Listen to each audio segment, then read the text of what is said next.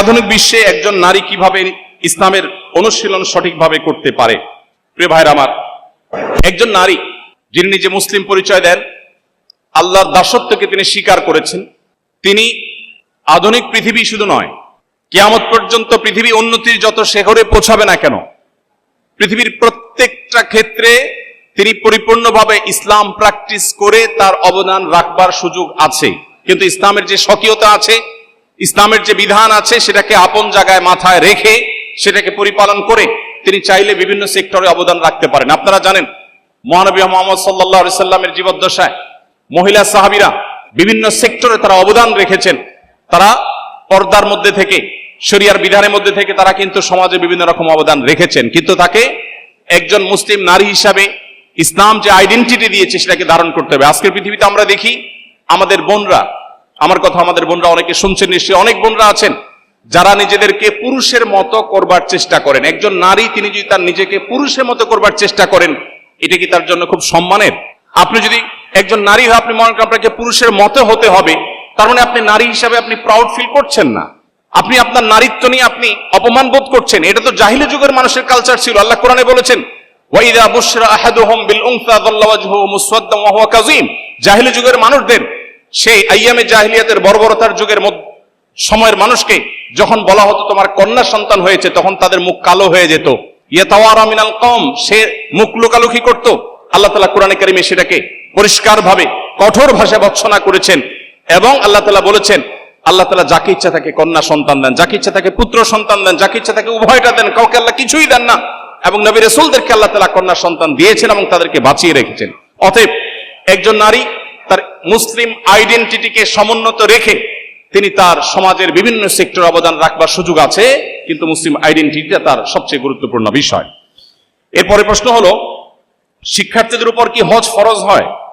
শিক্ষার্থীদের উপরে হজ ফরজ কিনা? এর উত্তর হলো, হজ আসলে কার উপরে ফরজ এটা নির্ভর করে ওই ব্যক্তির সামর্থ্যের উপর।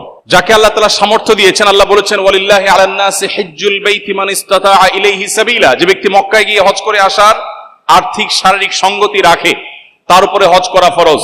তার পরিচয় কি তিনি শিক্ষার্থী নাকি ব্যবসায়ী, তিনি পুরুষ কিংবা নারী, তিনি বৃদ্ধ নাকি পরিণত বয়সের না তরুণ নাকি অন্য কোনো বিভাগের, সেটা দেখবার বিষয় নয়। মূলত দেখার বিষয় হলো তার সামর্থ্য আছে কিনা। কারো যদি সামর্থ্য থাকে তাহলে তার উপরে হজ ফরজ। এমনকি কোনো শিক্ষার্থী তিনি স্টুডেন্ট লাইফে যদি হজ করবার মতো সামর্থ্য তার হয়ে যায়, হজ করে আসতে যে পরিমাণ টাকা লাগে সে টাকার মালিক যদি হয়ে যায় এবং সেটা যদি ঋণ মুক্ত থাকে, তাহলে তারপরে হজ ফরজ হবে এবং হজ অনতি বিলম্বে তার করা কর্তব্য। হ্যাঁ, কোন শিক্ষার্থী যদি বাবার অনেক সম্পদ থাকে, তার নিজের কোনো সম্পদ না থাকে, তাহলে শরীয়ত তার উপরে হজের এই বিধানকে আরোপ করে না। এরপরে প্রশ্ন হলো, একজন বিশ্ববিদ্যালয়ের ছাত্র হিসাবে কিভাবে তাওহীদ এবং সুন্নাহর পথে দাওয়াত দিতে পারি? একজন বিশ্ববিদ্যালয়ের শিক্ষার্থী হিসাবে আপনি তাওহীদ এবং সুন্নাহর পথে দাওয়াত দেওয়ার জন্য সবকিছুর আগে প্রয়োজন আপনার ইসলামের বেসিক জ্ঞান অর্জন করা।